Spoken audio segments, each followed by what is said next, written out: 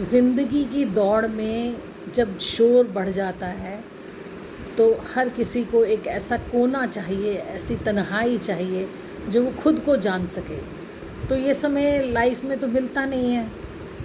बच्चों की भागम भाग लाइफ, ऑफिस, घर, ये सब संभालते संभालते इसी शोर में अपनी लाइफ निकल जाती है।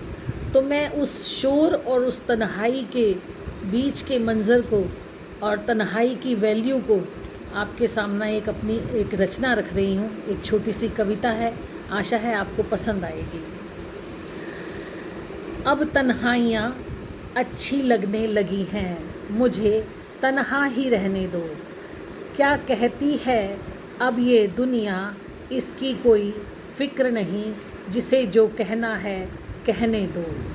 अब तन्हाइयाँ अच्छी लगने लगी हैं, मुझे तन्हा ही रहने दो।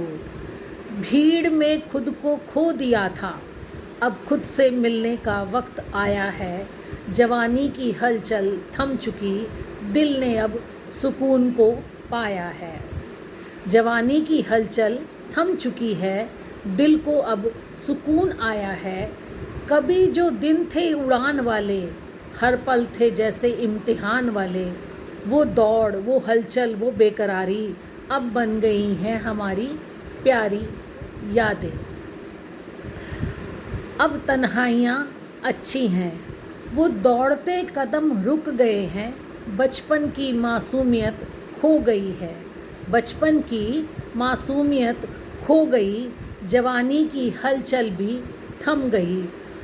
अब समझने लगे हैं हम कुछ कुछ इस दुनिया के रंगों को। तो बस अब खामोश रहने दो। याद है मुझे ये वक्त शशि, जब दिन भी छोटा लगता था और काम कभी ख़त्म नहीं होते थे। शशि, याद है तुझे वो वक्त, जब दिन भी छोटा लगता था, काम कभी ख़त्म नहीं होते थे। ज़िंदगी थी एक बेचैनी, एक दौड़ थी लगातार, कभी थमते नहीं थे हम। और हाँ, अच्छा भी लगता था वह दौर। बस अब दिल कहता है अब रहने दो, बस अब रहने दो। तन्हाई अब बोझ नहीं, यह मेरी अपनी पनाह बन गई।